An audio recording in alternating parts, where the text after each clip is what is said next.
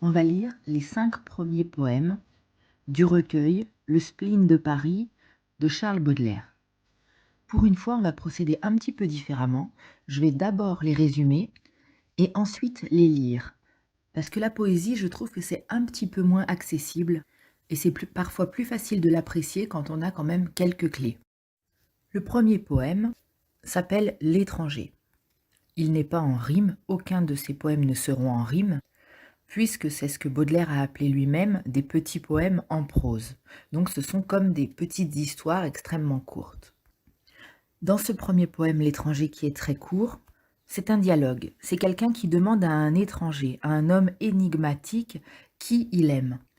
Il lui demande s'il aime sa famille, il répond qu'il n'a ni père, ni mère, ni frère, ni sœur. S'il aime ses amis, il dit qu'il ne comprend même pas ce que ça veut dire d'être ami. S'il aime sa patrie, il dit qu'il ne sait même pas où est situé son pays. S'il aime la beauté, là, il répond au conditionnel, il dit « je l'aimerais volontiers ». Donc on voit qu'il dit qu'il ne l'a pas rencontré. Il lui demande s'il aime l'or. Et là, la réponse, elle est très ambiguë. Il répond à l'homme qui le questionne pour l'or « je le hais comme vous haïssez Dieu ».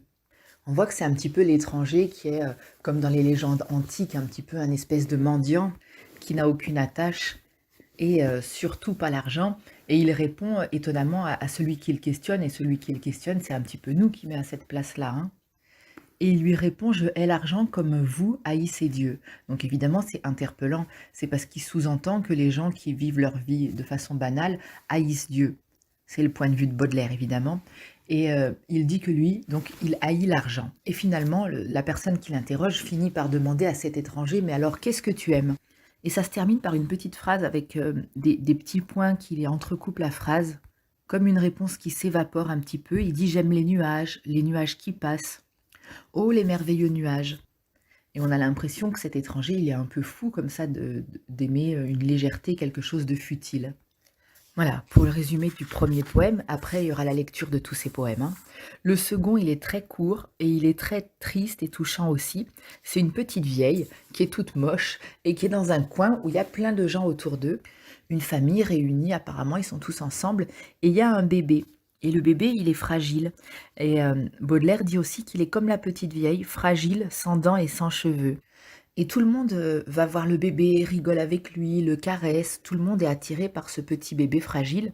Et la petite vieille, qui est retirée dans sa solitude, qui est toute seule dans un coin, elle se dit qu'elle va pouvoir, elle aussi, le faire rire.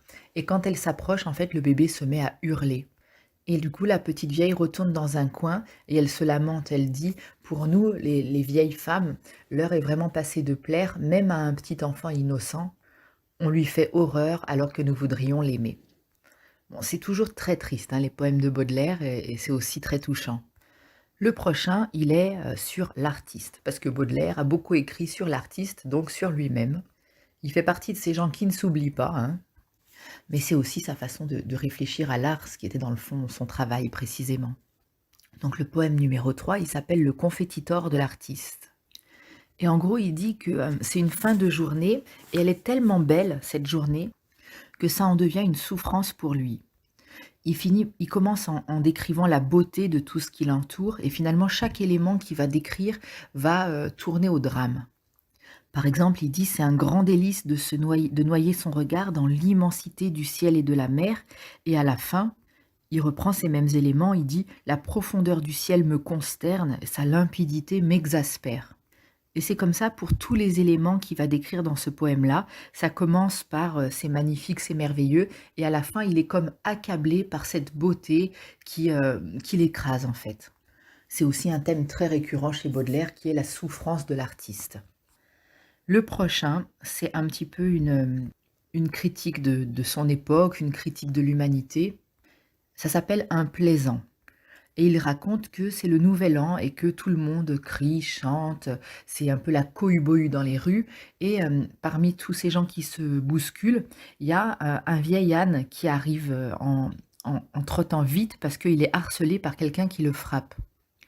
Et il y a quelqu'un qui arrive, un passant, bien habillé, accompagné avec des amis, un petit peu beau gosse comme ça.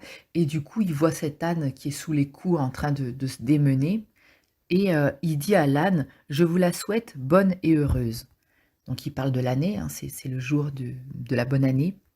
Et en fait, il dit ça évidemment pour se moquer de l'âne, parce que l'âne évidemment ne sait pas ce que c'est de dire bonne année, et sa vie n'est ni heureuse ni bonne.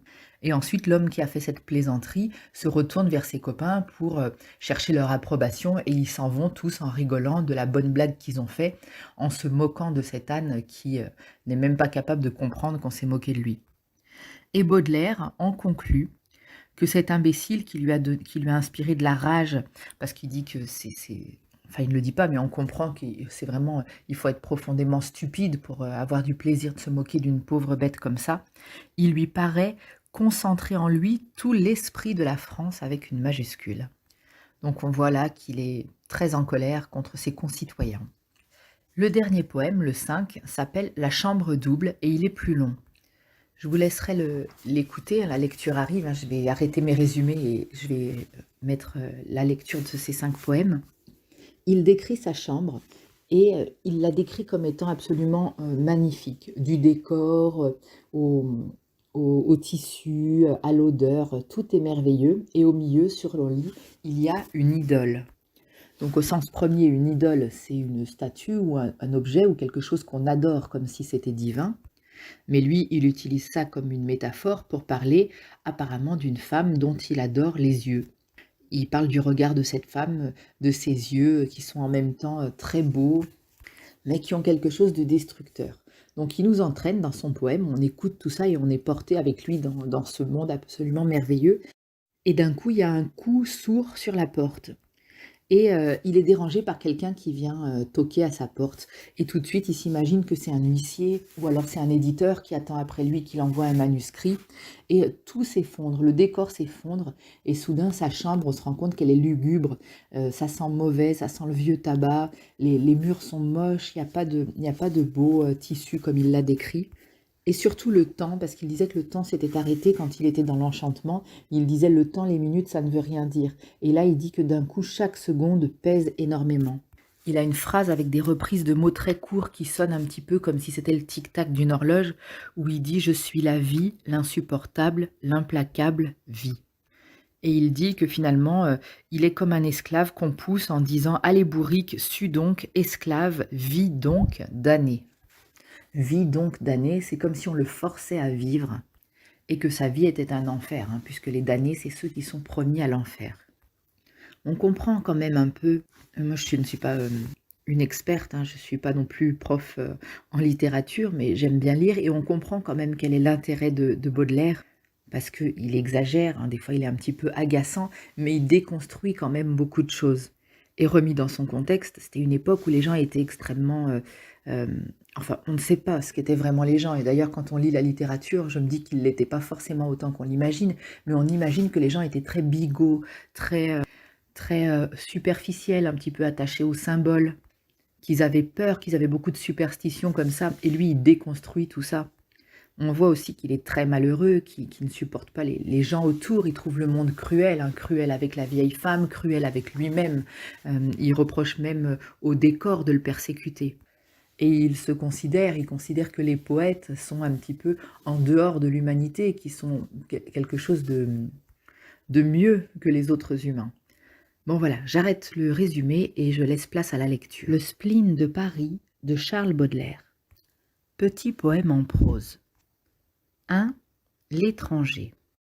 Qui aimes-tu le mieux, homme énigmatique? Dis, ton père, ta mère, ta sœur ou ton frère? Je n'ai ni père, ni mère, ni sœur, ni frère. Tes amis? Vous vous servez là d'une parole dont le sens m'est resté jusqu'à ce jour inconnu. Ta patrie? J'ignore sous quelle latitude elle est située. La beauté? Je l'aimerais volontiers, déesse et immortelle. L'or? Je le hais comme vous haïssez Dieu. Et qu'aimes-tu donc, extraordinaire étranger? J'aime les nuages qui passent, là-bas, là-bas, les merveilleux nuages. 2. Le désespoir de la vieille. La petite vieille, ratatinée, se sentit toute réjouie en voyant ce joli enfant, à qui chacun faisait fête, à qui tout le monde voulait plaire. Ce joli être, si fragile comme elle, la petite vieille, et comme elle aussi, sans dents et sans cheveux. Elle s'approcha de lui, voulant lui faire des risettes et des mines agréables. Mais l'enfant, épouvanté, se débattait sous les caresses de la bonne femme décrépite, et remplissait la maison de ses glapissements. Alors la bonne vieille se retira dans sa solitude éternelle, et elle pleurait dans un coin, se disant « Ah, pour nous, malheureuses vieilles femelles, l'âge est passé de plaire, même aux innocents, et nous faisons horreur aux petits enfants que nous voulons aimer. » Troisième poème. Le confiteor de l'artiste. Que les fins de journée d'automne sont pénétrantes. Ah, pénétrantes jusqu'à la douleur. Car il est de certaines sensations délicieuses dont le vague n'exclut pas l'intensité. Et il n'est pas de pointe plus acérée que celle de l'infini. Grand délice que celui de noyer son regard dans l'immensité du ciel et de la mer. Solitude, silence, incomparable chasteté de l'azur. Une petite voile frissonnante à l'horizon, et qui par sa petitesse et son isolement imite irrémédiablement l'existence. Mélodie monotone de la houle. Toutes ces choses pensent par moi. Ou je pense par elle, car dans la grandeur de la rêverie, le moi se perd vite. Elle pense, dis-je, mais musicalement et pittoresquement, sans argutie, sans syllogisme, sans déduction. Toutefois ces pensées, qu'elles sortent de moi ou s'élancent des choses, deviennent bientôt trop intenses. L'énergie dans la volonté crée un malaise et une souffrance positive. Mes nerfs, trop tendus, ne donnent plus que des vibrations criardes et douloureuses. Et maintenant, la profondeur du ciel me consterne, sa limpidité m'exaspère, l'insensibilité de la mer, l'immuabilité du spectacle me révolte. Ah, faut-il éternellement souffrir ou fuir éternellement le beau? Nature, enchanteresse sans pitié, rivale toujours victorieuse, laisse-moi, cesse de tenter mes désirs et mon orgueil. L'étude du beau est un duel où l'artiste crie de frayeur avant d'être vaincu. Lecture du quatrième poème. Un plaisant. C'était l'explosion du nouvel an. Chaos de boue et de neige, traversé de 1000 carrosses, étincelant de joujoux et de bonbons, grouillant de cupidité et de désespoir. Délire officiel d'une grande ville, fait pour troubler le cerveau du solitaire le plus fort. Au milieu de ce tohu-bohu, de ce vacarme, un âne trottait vivement, harcelé par un malotru armé d'un fouet. Comme l'âne allait tourner l'angle d'un trottoir, un beau monsieur ganté, verni, cruellement cravaté et emprisonné dans des habits tout neufs, s'inclina cérémonieusement devant l'humble bête et lui dit en ôtant son chapeau « Je vous la souhaite bonne et heureuse », puis se retourna vers je ne sais quel camarade avec un air de fatuité, comme pour les prier d'ajouter leur approbation à son contentement. L'âne ne vit pas ce beau plaisant, et continua de courir avec zèle où l'appelait son devoir. Pour moi, je fus pris subitement d'une incommensurable rage contre ce magnifique imbécile qui me parut concentrer en lui tout l'esprit de la France. Fin du quatrième poème, on va lire le cinquième, et après on fera un petit résumé rapide. Poème 5, la chambre double. Une chambre qui ressemble à une rêverie, une chambre véritablement spirituelle, où l'atmosphère, stagnante, est légèrement teintée de rose et de bleu. L'âme y prend un bain de paresse, aromatisé par le regret et le désir. C'est quelque chose de crépusculaire, de bleuâtre et de rosâtre, un rêve de volupté pendant une éclipse. Les meubles ont des formes allongées, prostrées, alanguies. Les meubles ont l'air de rêver. On les dirait doués d'une vie somnambulique, comme le végétal et le minéral. Les étoffes parlent une langue muette, comme les fleurs, comme les ciels, comme les soleils couchants. Sur les murs, nulle abomination artistique. Relativement au rêve pur, à l'impression non analysée, l'art défini, l'art positif est un blasphème. Ici, tout a la suffisante clarté et la délicieuse obscurité de l'harmonie.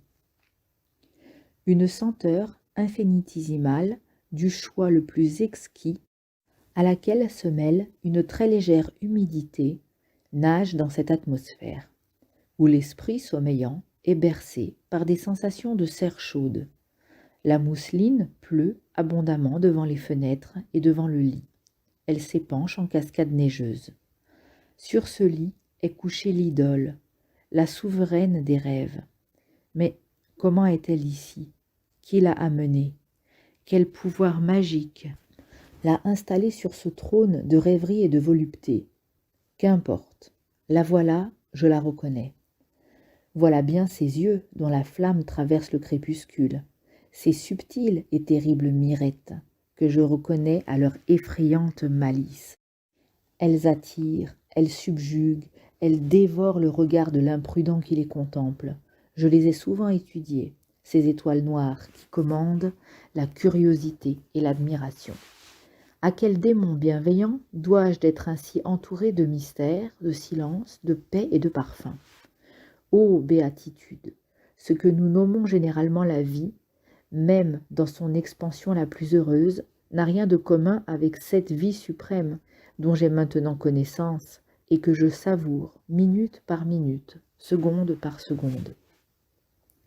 Non, il n'est plus de minutes, il n'est plus de secondes, le temps a disparu, c'est l'éternité qui règne, une éternité de délices. Mais un coup terrible, lourd, a retenti à la porte, et comme dans les rêves infernaux, il m'a semblé que je recevais un coup de pioche dans l'estomac. Puis un spectre est entré. C'est un huissier qui vient me torturer au nom de la loi. Une infâme concubine qui vient crier misère et ajouter des trivialités de sa vie aux douleurs de la mienne. Ou bien le saute-ruisseau d'un directeur de journal qui réclame la suite du manuscrit. La chambre paradisiaque, l'idole, la souveraine des rêves, la syphide, comme disait le grand René, toute cette magie a disparu au coup brutal frappé par le spectre.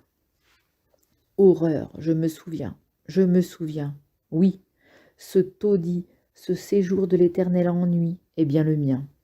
Voici les meubles sots, poudreux et cornés, la cheminée sans flamme et sans braise, souillée de crachats, les tristes fenêtres où la pluie a tracé les sillons dans la poussière, les manuscrits raturés ou incomplets, l'almanach où le crayon a marqué des dates sinistres, et ce parfum d'un autre monde dont je m'enivrais avec une sensibilité perfectionnée, hélas, il est remplacé par une fétide odeur de tabac mêlée à je ne sais quelle nauséabonde moisissure.